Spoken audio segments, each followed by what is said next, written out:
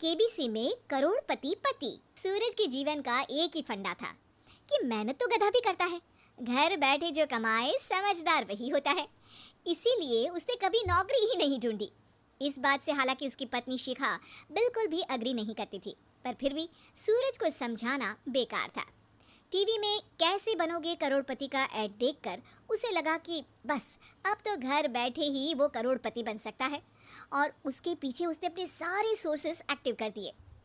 2 हफ्ते में उसके कलीग के साले के पड़ोसी के बेटे का सोर्स निकलता है जो कि उसे शो में पहुंचा सकता है, और सूरज उससे मिलने चला जाता है। अच्छा, तो हमें मुकेश जी बता रहे थे कि आप हमें शो में पहुंचा सकते हैं। हाँ, उसमें कोई तकलीफ नहीं है। मैं कल अगर कोशिश करूँ तो इसी महीने में आपका नंबर आ जाएगा। अरे ये तो बहुत बढ़िया हो गया। अच्छा, वो सिलेबस और क्वेश्चन पेपर का कोई जुगाड़ है क्या? हैं? उसका तो कोई जुगाड़ नहीं है। तो वो वाकई में कुछ भी पूछ सकते हैं? हाँ, वो तो बच्चन जी पर है, जो पढ़ते हैं वो पूछ लेते हैं। पहली कोशिश फेल होने पर अब सूरज के सामने एक बहुत बड़ा सवाल था कि आखिर जवाब कहाँ से लाए। तब शिखा ने एक सजेशन दिया, क्यों ना सूरज अपने चचेरे भाई सुमित से मदद मांगे, जो कि यूपीएससी की तैयारी कर रहा था। हालांकि इतनी मेहनत करना सूरज को समझ में नहीं आता था, पर कोई और रास्ता ना मिलने पर वो आखिर सुमित से बात करता है। अरे सुमित, हमारा कैसे बनोगे करोड़पति के लिए सिलेक्शन होने वाला है, तुम हमें थोड़े चिट बनाने में मदद करोगे क्या? अरे भैया, चिट बनाए तो सालों हो गए, उसमें हमारा एक्सपर्टीज नहीं है, बल्कि आप बोलो तो हम आपकी पढ़ने में जरूर मदद कर सकते हैं। हट, कैसे अनाप शराब बातें कर रहा है तू? सूरज ने सुमित को मना तो कर दिया था, पर तैयारी करने के सिवाय कोई चारा उसे दिख भी नहीं रहा था, खासकर जब 12 के पेपर लीक करने के एक्सपर्ट शुक्ला जो भी हाथ जोड़ लेते हैं।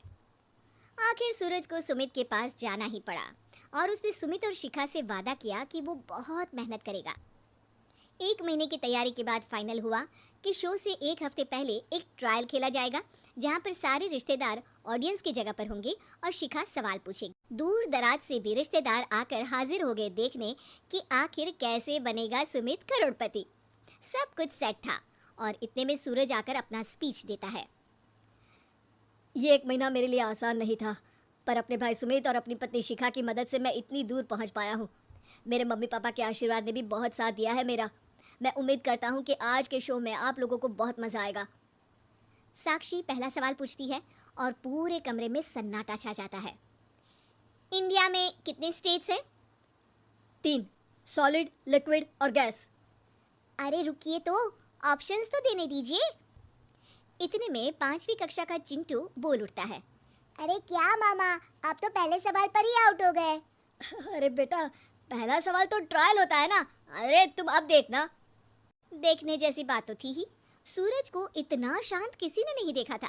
कभी कभी तो लगता था मानो सूरज आंख खोलकर ही सो गया हो। मामा जल्दी करो प्लीज, कल सुबह पनवेल भी तो निकलना है। अरे हट, कंसंट्रेट करने दे मुझे। 3 सवाल में 3 लाइफलाइन खत्म हो चुकी थी, और अब चौथे सवाल पर भी सूरज का मौन नहीं टूटा, पर सूरज अभी भी हार मानने को तैयार नहीं था।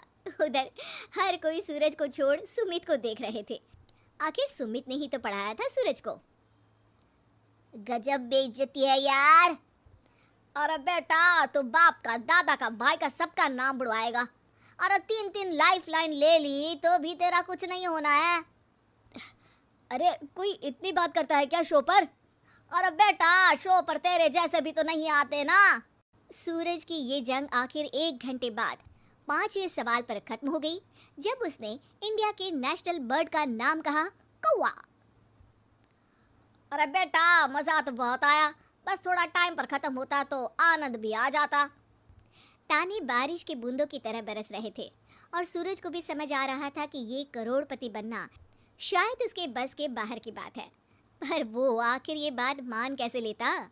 वो सख्त लौंडा जो ठहरा, उसने सोचा कि बेइज्जती तो हो ही चुकी है, पर अगर मैं हार नहीं मानूं तो शायद कुछ हो सकता है।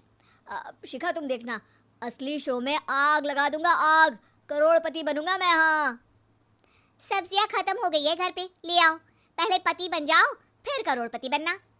अरे गजब बेइज्जती है यार।